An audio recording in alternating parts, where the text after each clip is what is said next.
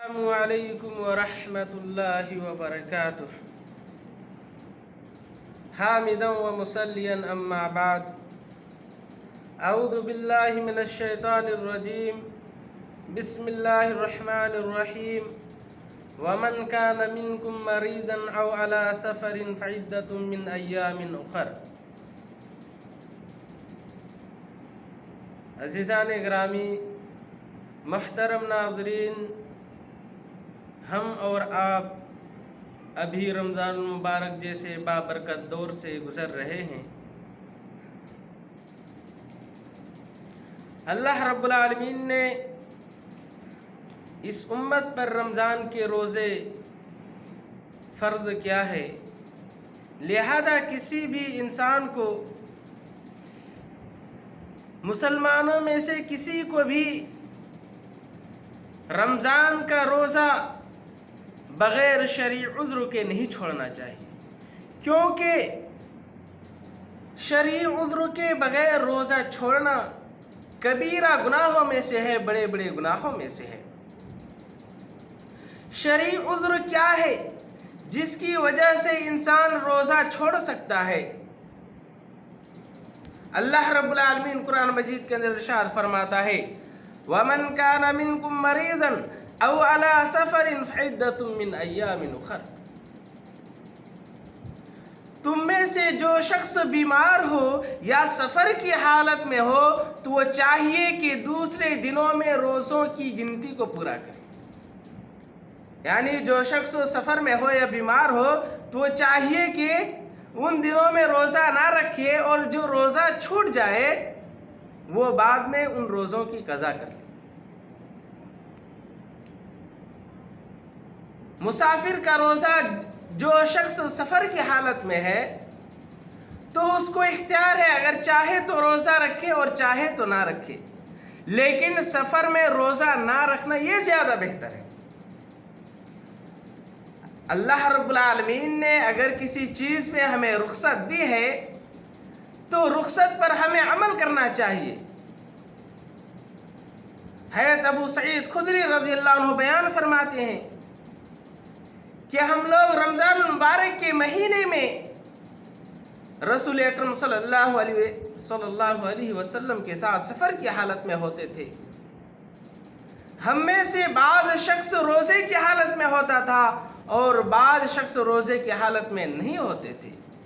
تو جو روزے کی حالت میں ہوتے تھے وہ ان لوگوں پر کوئی اعتراض نہیں کرتا تھا جو روزے کی حالت میں نہیں ہوتے تھے، اور جو روزے کی حالت میں نہیں ہوتے تھے وہ ان لوگوں پر کوئی اعتراض نہیں کرتا تھا جو روزے کی حالت میں ہوتے تھے۔ یعنی ان دونوں میں سے کوئی ایک دوسرے پر اعتراض نہیں کیا کرتے تھے۔ ایک شخص نبی اکرم صلی اللہ علیہ وسلم کے پاس آئے جو بہت زیادہ روزہ رکھا کرتا تھا، کہ اللہ کے رسول، کیا میں سفر میں روزہ رکھ لوں؟ نبی اکرم صلی اللہ علیہ وسلم نے کہا اگر تو چاہے تو رکھ لے اور اگر چاہے تو نہ رکھے۔ یعنی سفر میں روزہ رکھنا اور نہ رکھنا اختیار ہے، نہ رکھنا زیادہ بہتر ہے۔ مریض کا روزہ، جو شخص بیمار پڑ جائے وہ چاہیے کہ روزہ نہ رکھے۔ اگر معمولی بیماری ہے روزہ رکھ سکتا ہے تو رکھ لے، کیونکہ رمضان کے روزے غیر رمضان میں اس کا رمضان کا اجر و ثواب ملنا غیر ممکن ہے۔ اس لیے اگر بیماری میں انسان روزہ رکھ سکتا ہے، معمولی بیماری ہے تو رکھ لے، اور اگر نہیں رکھ سکتا ہے تو بعد میں ان روزوں کو رکھ لے۔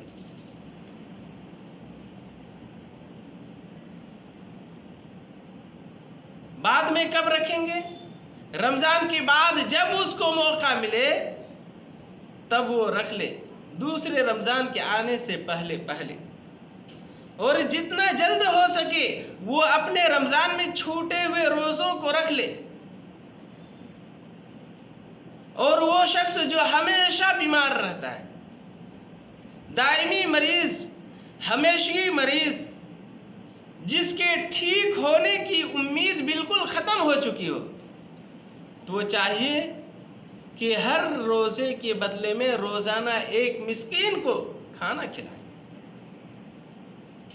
دائمی مریض جو ہمیشہ بیمار رہتا ہو وہ فدیے کے طور پر اپنے ایک روزے کے بدلے میں ایک مسکین کو روزانہ کھانا کھلائے گا، انشاءاللہ اس کو روزے کا اجر و ثواب مل جائے۔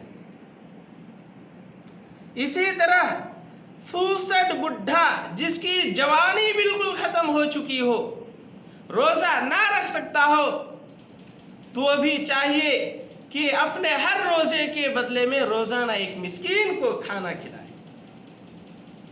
2 شخص فدیہ ادا کرے گا، کون؟ دائمی مریض ہمیشہ بیمار رہنے والا اور فوسٹ بڈھا جس کی جوانی بالکل ختم ہو چکی ہو۔ پھر اور لوگوں کو جو چھوٹتا ہے ان لوگوں کو روزوں کی قضا کرنا پڑے گا۔ اسی طرح حیض اور نفاس والی عورتیں، حیض جو عورتیں پیریڈ ہو گئی ہوں، ماہواری شروع ہو گئی ہوں، تو وہ عورتیں بھی چاہیے کہ روزہ نہ رکھیں۔ حیض والی عورتوں کو روزہ اور نماز دونوں معاف ہے۔ نماز کی قضا نہیں ہے لیکن روزوں کی قضا ہے۔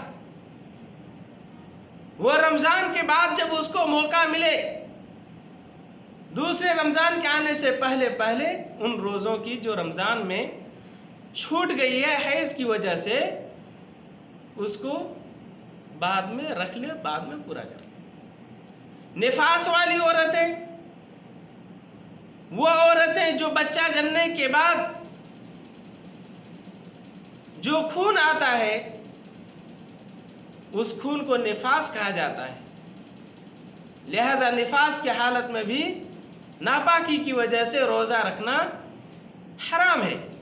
لہذا نفاس والی عورتوں کو جو روزہ چھوٹ جائے وہ بعد میں روزوں کی قضا کر لیں۔ اسی طرح حاملہ اور مرضیہ، حاملہ وہ عورتیں